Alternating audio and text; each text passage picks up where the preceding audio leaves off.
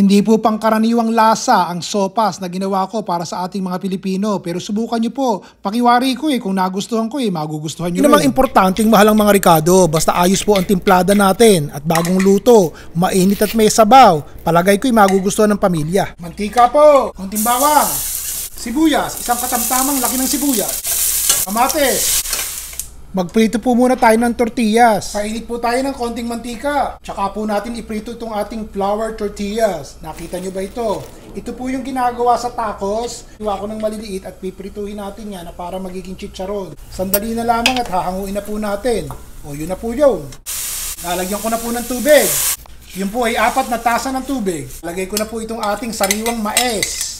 Lalagyan ko po ni cumin powder. Ito po yung ginagamit natin pag gumagawa tayo ng chicken biryani o kaya buttered chicken. Chili powder po. Hindi kinakailangan kung ayaw nyo pong maglagay ng pampalasa, chicken powder. Bahala po kayo ha. Lalagyan po natin ng ketchup. Ipapakita ko sa inyo na ito po yung ketchup na ilalagay ko ng konti.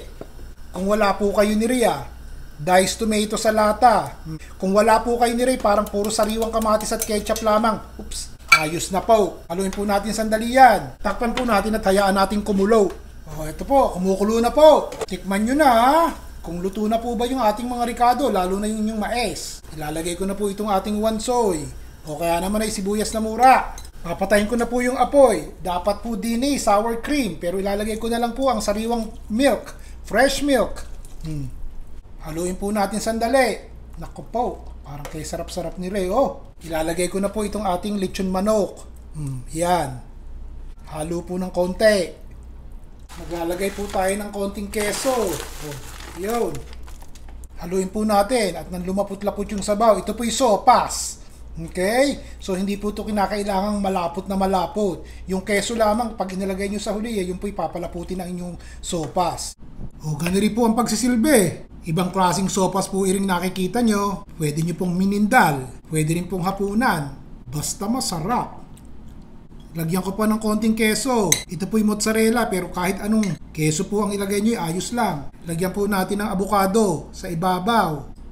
Ganyan po. Mainam may makita nyo may dayap sa gilid. Pero dapat po ilalagyan natin, pipigaan po natin yan ng dayap bago nyo isubo.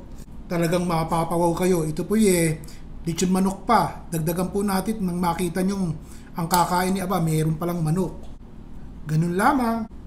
Huwag nyo pong kakalimutan yung inyong tostadong tortilla sa paligid at saka po sa ibabaw. Tignan nyo. Hindi nyo ba kakainin yan mga kaibigan? Sarap! Bukas iba naman. Hanggang sa susunod po muli. Si Ron Bilaro.